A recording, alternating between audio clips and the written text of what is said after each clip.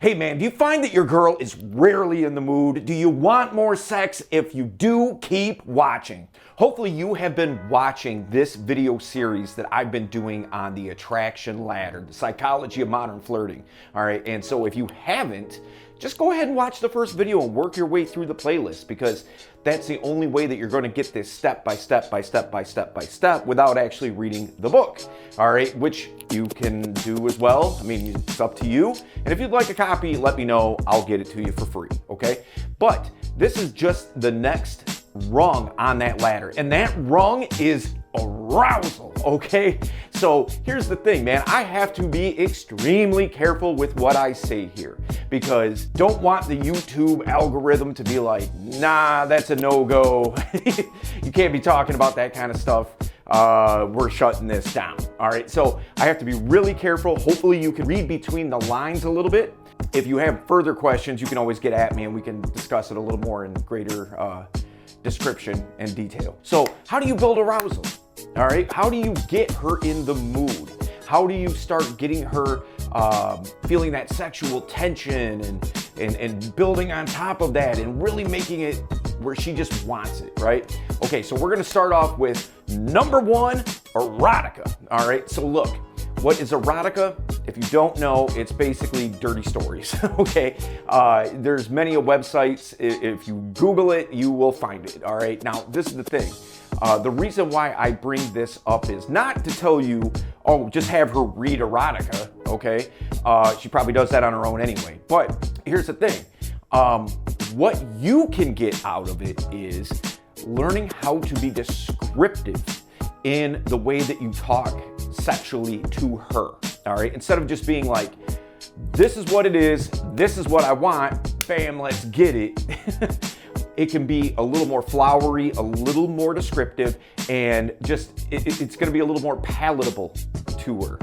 And it's gonna start building that sexual energy and start building that sexual tension that you should be looking for, all right? Number two, assertiveness. Now this is tricky, okay? And again, I gotta be really careful about how I word this. If I trip over my words, I'm sorry, but I'm just trying to make sure that I can continue making videos.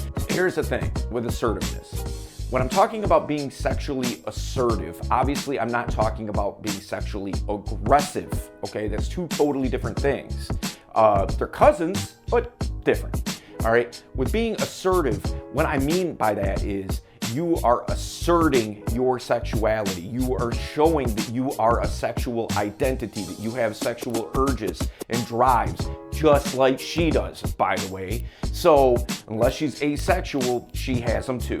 And putting it out there that you aren't going to shy away from sexual topics, that will demonstrate to her that you are comfortable in your sexuality, all right? So the way I like to put it is like this, man. If you are afraid to do that, even if you're upbeat and you got a lot of good energy and things like that and you're fun to be around, but you refuse to express sexuality, that's a recipe for the friend zone.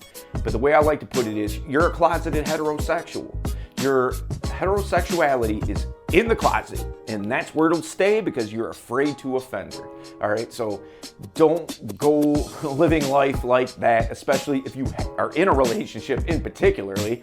But yeah, so keep that in mind and express yourself sexually, but don't be aggressive sexually. All right. And like I said, I feel a little suppressed right now in what I can communicate, what I can get across to you guys in this video. But if you want a little raw, a little more unedited version of what we're talking about here, so is that we can discuss it openly and plainly, what I'd like you to do is visit my free Facebook group. It's a modern flirting Facebook group where you have thousands of guys in there, all having these types of conversations uncandidly, okay? I'd like you to check it out, I'm gonna put the link in the description. Just go there. If it's for you, cool, love to have you. If you're like, nah, not so much, fine, that's cool. No harm, no foul, man. So, all right, getting into number three, dirty talk, which I really can't do right now in this video.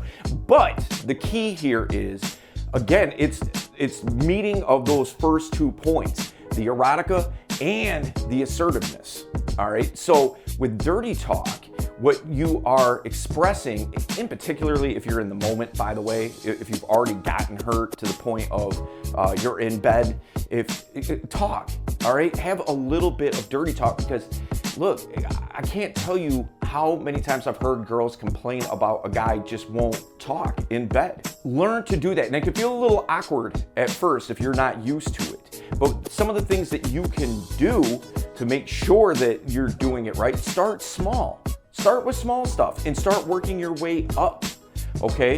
If you just start out of nowhere, bam, hitting her with all this stuff and she's not used to you being like that, it's gonna seem a little bit out of left field, all right? But if you small chunk it, start small, and start building on top of that, that will be very effective, okay? So listen guys, if you haven't subscribed to the channel, do so, like the video, share it with somebody that you know needs to see it. My name is Valor, and we'll see you in the next one.